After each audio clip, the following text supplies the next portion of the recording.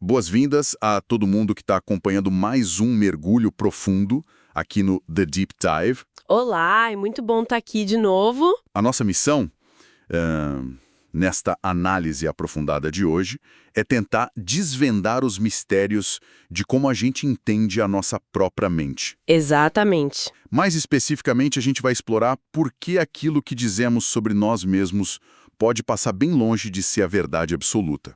O material que a gente tem na mesa hoje aborda os limites do autorrelato na psicologia, o papel dos vieses cognitivos e, bom, uma revolução enorme na coleta de dados. Uma revolução que está acontecendo agora mesmo na forma como a ciência observa o comportamento humano.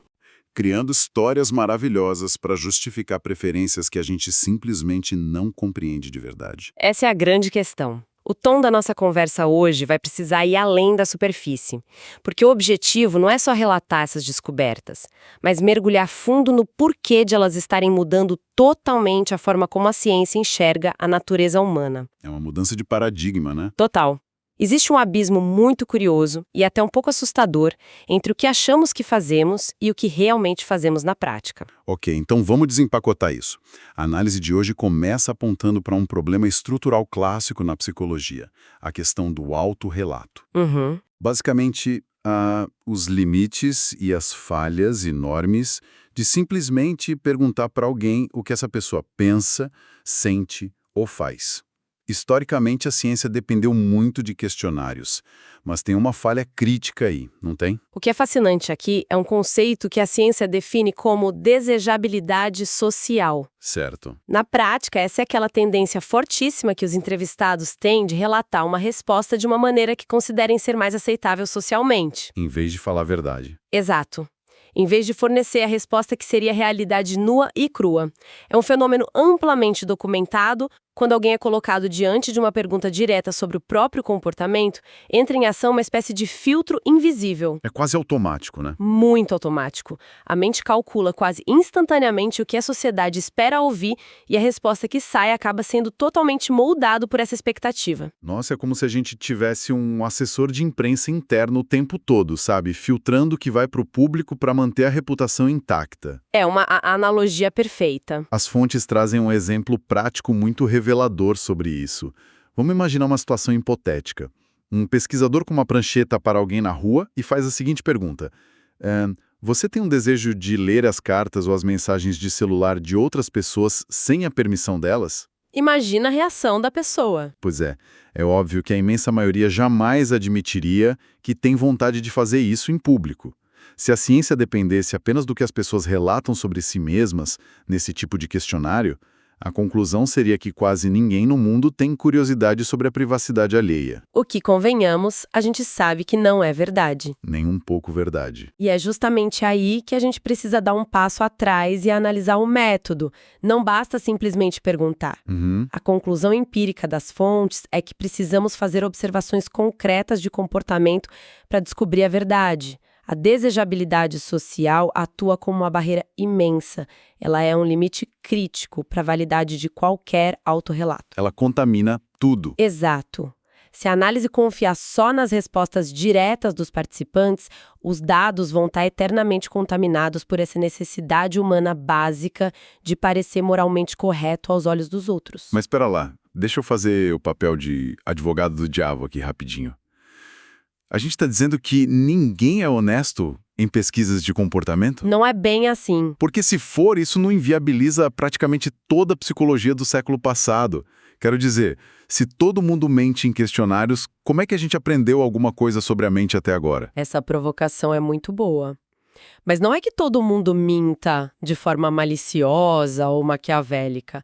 A questão é que a desejabilidade social muitas vezes opera de forma semi-inconsciente. Entendi. A pessoa nem percebe. Pois é. As pessoas não estão necessariamente tentando enganar o pesquisador de propósito. Elas estão, na verdade, performando uma versão idealizada de si mesmas porque é muito desconfortável confrontar as próprias falhas morais em voz alta. Faz sentido. Dói assumir certas coisas. Exato. Isso não inviabiliza toda a psicologia do passado, claro. mas coloca um asterisco gigante em cima de qualquer estudo que dependa exclusivamente de perguntas e respostas diretas sobre temas muito sensíveis. Os pesquisadores já sabiam disso, né? Sempre souberam. Eles até tentaram criar escalas para medir esse nível de mentira social de um indivíduo nas pesquisas, mas é um cabo de guerra constante. É o assessor de imprensa interno atuando antes mesmo da gente perceber. Mas aqui é que a coisa fica realmente interessante, porque a análise não para nessa desejabilidade social. Não, ela vai mais fundo. Existe um limite ainda mais profundo. Um limite que vai muito além de simplesmente querer parecer uma pessoa boa para os vizinhos ou para o pesquisador. Chegamos a um conceito chamado realismo ingênuo. Isso. E isso muda totalmente a perspectiva da nossa conversa. Porque agora a gente entra no campo das histórias que contamos não para a sociedade, mas para nós mesmos, não é? Sem dúvida. E se conectarmos isso ao cenário maior, o realismo ingênuo é o que nos deixa verdadeiramente cegos para os truques do nosso próprio cérebro. Como as fontes definem isso exatamente? A definição acadêmica aponta para uma filosofia da mente sobre percepção direta, mas traduzindo para o nosso cotidiano, é aquela nossa arrogância natural de achar que enxergamos a realidade sem nenhum filtro. Aquela certeza absoluta. Isso. Nós confiamos tanto nos nossos sentidos e na nossa inteligência que assumimos como verdade absoluta que sabemos exatamente o que queremos e, principalmente, os motivos exatos de queremos aquilo. Mas como assim achar que enxergamos sem filtro? Dá para materializar mais essa ideia para quem está ouvindo a gente agora? Claro. Dá para pensar no realismo ingênuo como a ilusão de que a nossa mente é uma câmera de vídeo perfeita, gravando a realidade de forma objetiva e que as nossas decisões são resultado de uma deliberação puramente lógica. A gente se acha super racional. Muito. Nós não aceitamos a ideia de que a nossa percepção tem pontos cegos, falhas ou que é influenciada por coisas invisíveis. O ser humano simplesmente detesta a ideia de não ter o controle total sobre as próprias escolhas. O ego fala alto. E aí que entra um fenômeno psicológico impressionante, que derruba essa nossa arrogância de vez. O chamado efeito de mera exposição. Também conhecido como efeito de simples repetição. Exatamente. Basicamente, as fontes mostram que as pessoas tendem a desenvolver uma preferência por certas coisas simplesmente porque estão familiarizadas com elas. Se a nossa mente é exposta a um estímulo repetidas vezes, seja uma música, uma marca de sabão em pó, um rosto, ela começa a gostar daquilo de forma puramente mecânica. A repetição gera conforto. E o cérebro traduz esse conforto como preferência, né? O que nos leva ao ponto central da pesquisa. Como o nosso realismo ingênuo lida com esse efeito de mera exposição.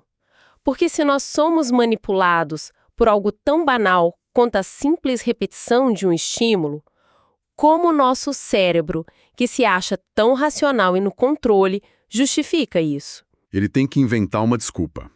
E para responder essa pergunta, a psicologia conta com experimentos clássicos, que são, na minha opinião, o verdadeiro clímax dessa nossa análise de hoje. O experimento das palavras. A dinâmica desse teste ilustra perfeitamente o teatro que a nossa mente cria. É agora que a cabeça de quem acompanha a gente vai dar um nó. O desenho do teste é muito simples, mas as implicações são gigantescas. O objetivo é escancarar a diferença entre a mecânica real do cérebro, que é super influenciável, e a explicação consciente e pomposa que a mente inventa logo em seguida. Conta como é a estrutura desse teste. O experimento funciona mais ou menos assim. Os participantes são colocados diante de uma tela. O pesquisador apresenta duas palavras completamente inventadas. Elas não significam nada em idioma nenhum. Certo? Vamos usar os exemplos clássicos citados no texto. De um lado da tela aparece a palavra Bevadrine. Bevadrine? Isso. Do outro lado aparece a palavra Cevadrea. Aí o pesquisador faz uma pergunta que parece inofensiva. Qual dessas duas palavras você prefere? E os resultados? De acordo com os dados das fontes, a maioria dos participantes, no caso de um dos estudos, era um grupo de participantes chineses lendo essas palavras em alfabeto latino. Essa maioria afirmou gostar muito mais de Cevadrea do que de Bevadrine. Até aí é apenas uma escolha arbitrária entre dois conjuntos de letras sem sentido. O cérebro simplesmente escolheu um. Exato. Mas o pulo do gato vem na próxima pergunta do pesquisador. Ele olha para o participante e pergunta o seguinte: por quê? Por que você prefere Cevadrea? E é nas respostas para esse porquê que a essência do realismo ingênuo se revela em toda a sua glória. É fascinante. Quando o pesquisador aperta os participantes comuns para explicarem o motivo de terem escolhido s'évadriar, eles não dizem, sei lá, eu chutei, ou não sei o motivo. Não, eles inventam. Eles não assumem que não sabem. Eles dão respostas incrivelmente variadas, cheias de vida, poéticas e superpessoais. Eles criam justificativas que parecem fazer todo o sentido lógico do mundo para eles mesmos. Eles começam a atribuir significado onde não tem. Exatamente. Dizem coisas do tipo, s'évadriar me lembra o som de uma brisa suave batendo nas folhas. Ou, Bevadrine soa muito agressivo, parece nome de um remédio ruim.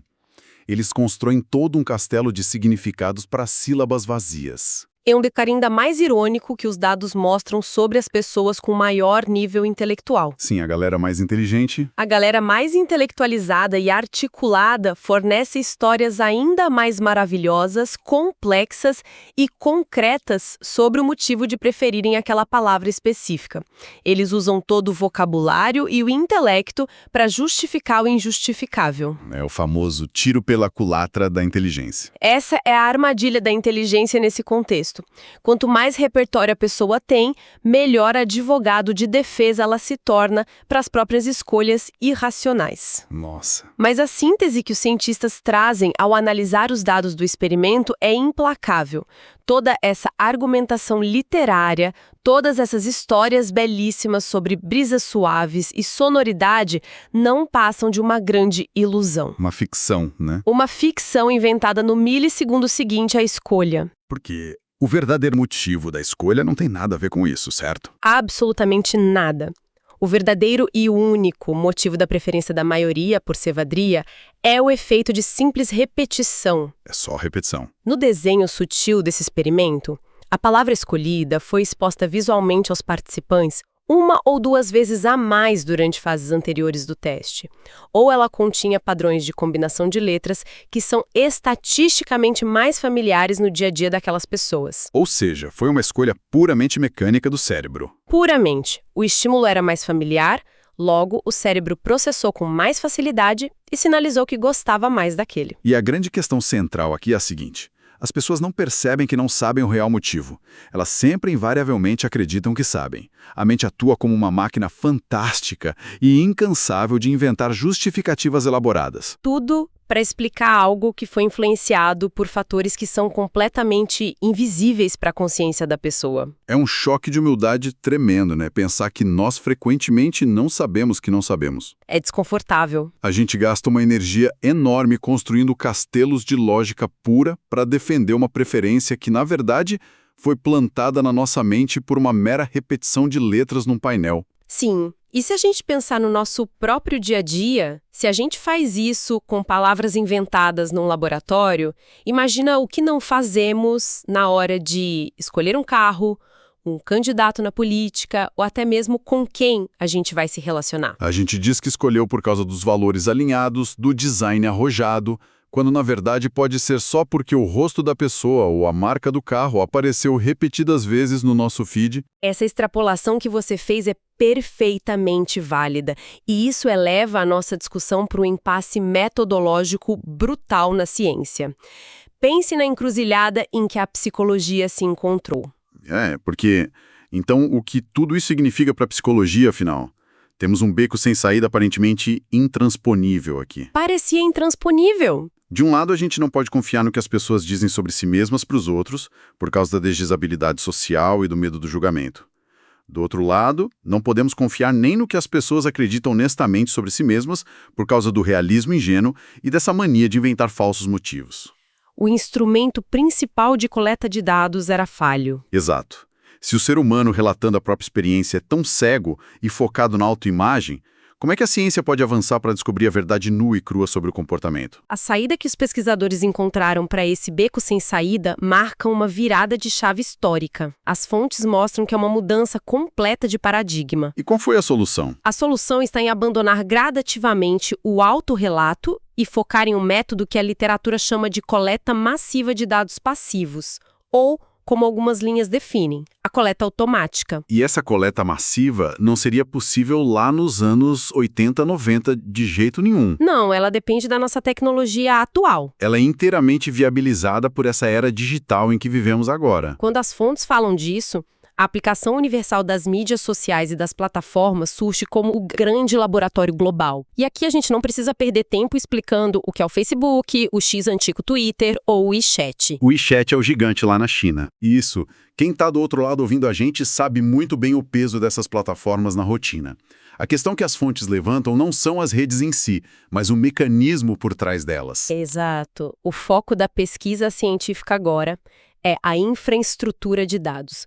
O que essas plataformas representam para um cientista do comportamento hoje? São minas de ouro. Elas são ambientes onde, a qualquer hora do dia ou da noite, bilhões de seres humanos fornecem de maneira totalmente espontânea montanhas de metadados. Dados sobre tudo. São informações extremamente precisas sobre interações, horários de pico de ansiedade, hábito de consumo, inclinações políticas e características psicológicas diretas.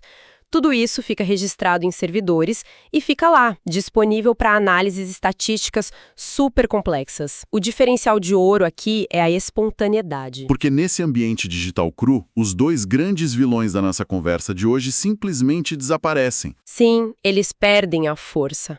Primeiro, o pesquisador não está mais com uma prancheta na mão perguntando para a pessoa se ela gosta de fofocar sobre a vida alheia. Ele não precisa mais perguntar. Ele simplesmente observa os dados agregados e anonimizados. Os dados mostram exatamente quantas vezes um perfil clicou na foto de alguém, quanto tempo a tela ficou congelada lendo uma discussão nos comentários, com qual frequência o comportamento real aconteceu de madrugada. Aí cai a máscara da desejabilidade social. Cai totalmente. Ninguém está fingindo para o algoritmo porque o algoritmo é invisível na hora da ação. Essa é uma leitura precisa do texto. E o segundo vilão, o realismo ingênuo, também é neutralizado de forma brilhante. Como o dado passivo faz isso? Não há espaço e nem necessidade de o participante racionalizar, teorizar ou inventar uma história bonita sobre brisas suaves e sonoridade poética depois que a ação automática já foi registrada no banco de dados.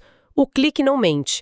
O tempo de retenção na tela não cria justificativas morais. O dado é o dado. O dado apenas é um reflexo direto do interesse mecânico e psicológico do indivíduo. É a diferença entre perguntar para a pessoa qual é a dieta dela e ela toda orgulhosa responder que come muita salada e proteína magra. Mas aí você simplesmente olha a fatura do cartão de crédito dela num aplicativo de delivery de comida. E a fatura mostra 3 pedidos de fast food na mesma semana. O dado passivo destrói a narrativa construída na hora. Não tem nem o que argumentar contra a fatura, né? Perfeitamente. Isso nos encaminha para uma conclusão fundamental trazida por essa nova era. Hoje, dados massivos provenientes de grandes plataformas, métricas de aplicativos de saúde, registros de mobilidade, estatísticas de uso em smartphones, tudo isso está ajudando os cientistas a mapear os verdadeiros princípios universais das atividades mentais humanas. É uma ciência muito mais dura agora. É a adoção desse método de coleta comportamental ininterrupta que determinou essa transição da psicologia. Ela está deixando de ser uma disciplina baseada em relatos e entrevistas para se firmar de vez como uma disciplina altamente técnica, exata e científica. Os pesquisadores trocaram os questionários por terabytes de informações diárias. E algoritmos de reconhecimento de padrões? Exatamente. É fascinante. E, honestamente, dá um leve frio na barriga. Para a gente recapitular a jornada incrível da nossa exploração de hoje, nós começamos o nosso mergulho entendendo que não somos testemunhas confiáveis das nossas próprias vidas. Longe disso. Vimos que a desejabilidade social nos transforma em verdadeiras relações públicas de nós mesmos, filtrando tudo que admitimos em voz alta para não parecermos desajustados. Depois, aprofundamos ainda mais e descobrimos que, graças ao realismo ingênuo, nós enganamos a nós mesmos o tempo todo. A máquina de histórias. Vimos no experimento das palavras que a nossa mente adora inventar histórias complexas e lógicas para justificar preferências que foram causadas por truques invisíveis, como o simples efeito de repetição lá do Cevade-Rádia. E terminamos descobrindo que a saída da ciência para fugir dessas nossas ilusões foi recorrer aos nossos rastros digitais. A coleta massiva de dados passivos revelou que as nossas ações espontâneas na internet falam muito mais alto e com muito mais honestidade do que qualquer questionário. Essa síntese resume tudo perfeitamente e mostra o porquê de todo esse debate teórico sobre métodos de pesquisa importar muito para a realidade de quem nos acompanha. Imagina o dia a dia de qualquer pessoa nas interações constantes com as telas. Cada microcomportamento espontâneo, cada hesitação de meio segundo antes de rolar o feed, cada padrão de uso de um aplicativo de mapas. Tudo isso forma um perfil? Tudo isso compõe um mosaico absurdamente preciso sobre a verdadeira natureza de alguém. Nós estamos o tempo todo revelando a nossa essência de forma mecânica, mesmo quando conscientemente a gente não faz a menor ideia de quem realmente somos ou do porquê fazemos o que fazemos. É a quebra total daquele velho mito de que eu me conheço melhor do que ninguém. Pelo visto, o servidor de dados nos conhece melhor do que nós mesmos, justamente porque ele não compra as nossas desculpas e as nossas historinhas.